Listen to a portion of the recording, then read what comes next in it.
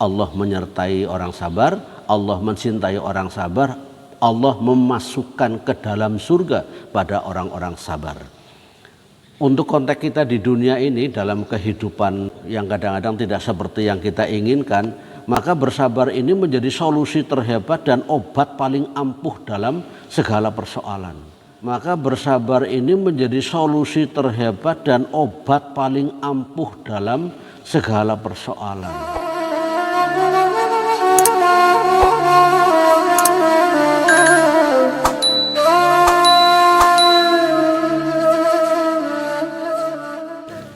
Assalamualaikum warahmatullahi wabarakatuh.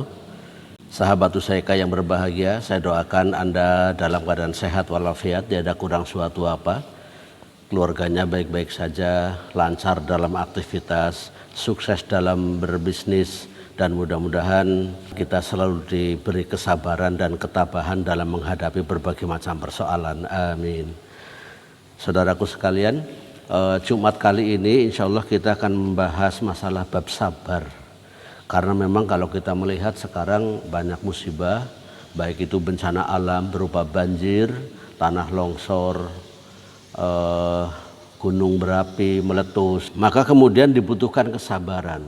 Suami yang mencari nafkah dengan segala persoalannya harus sabar.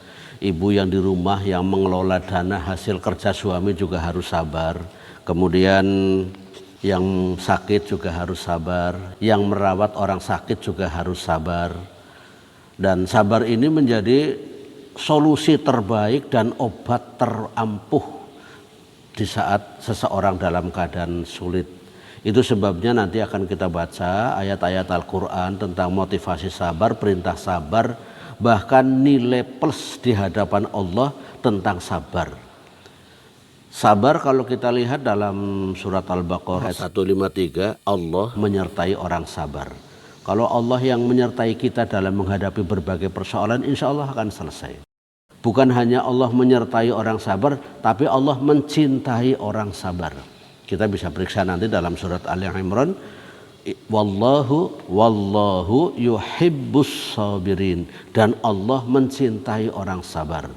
Kemudian kalau kita lihat dalam Al-Quran ayat yang lain, yakni surat Al-Insan ayat 12, wajazahum bima sabaru jannatan wa harira, dan Allah memberi pahala bagi mereka pakaian sutra dan surga bima sabaru, karena mereka telah bersabar.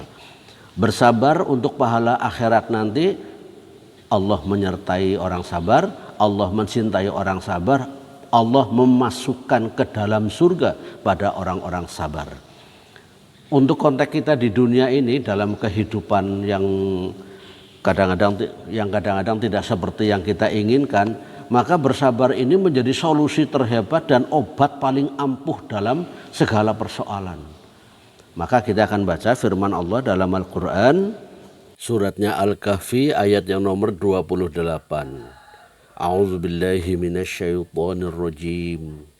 Wasbir nafsaka ma'al ladzina yad'una rabbahum bil ghadati wal 'ashiyyi yuriduna wajhahu wa la ta'du 'ainaka 'anhum turidu zinatal hayatid dunya wa la tuti' man aghfalna qalbahu an dzikrina wattaba'a hawahu wa kana amruhu furuta.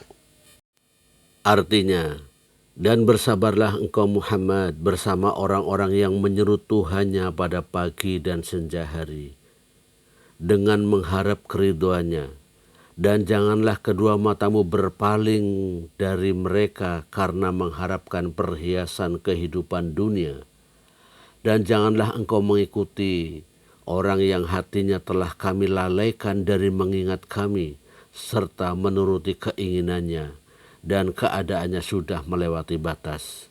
Al-Kahfi ayat yang nomor 28.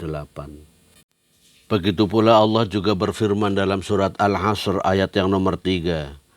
Illalladzina amanu wa amilus solihat wa tawasaw bil haqqi wa tawasaw bis sabr.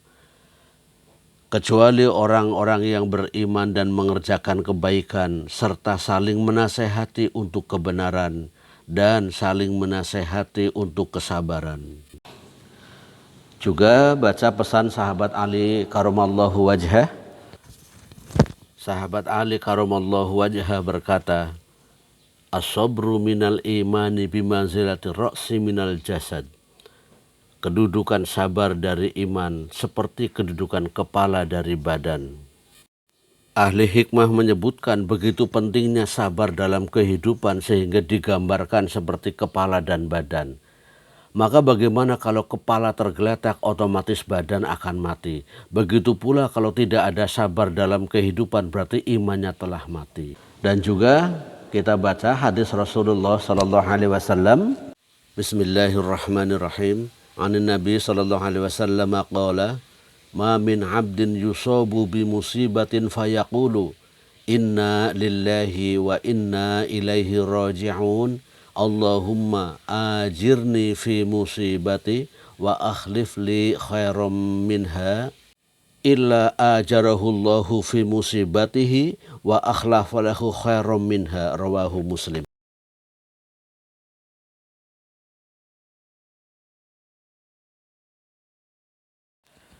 Artinya, Nabi SAW bersabda, tidaklah seorang hamba ditimpa dengan suatu musibah, maka ia mengucapkan, inna lillahi wa inna ilaihi raji'un, Allahumma ajirni fi musibati wa akhlif li khairam minha.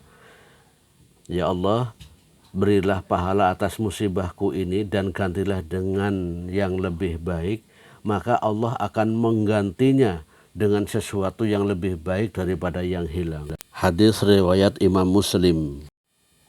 Ulama hadis menjelaskan bahwa yang dimaksud hadis ini adalah agar seorang hamba manakala tertimpa musibah, baik ada keluarganya yang meninggal, kerugian dalam berbisnis, kerusakan dalam pertanian, dan musibah-musibah lain, manakala berdoa seperti ini, Allah akan menggantikannya.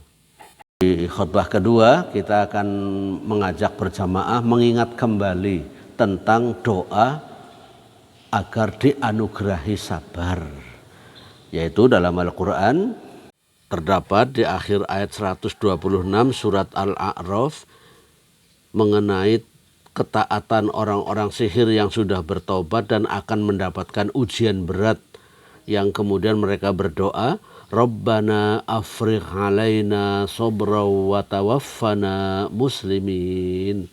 Ya Rob kami, ya Tuhan kami, limpahkanlah kesabaran kepada kami dan matikanlah kami dalam keadaan muslim atau berserah diri.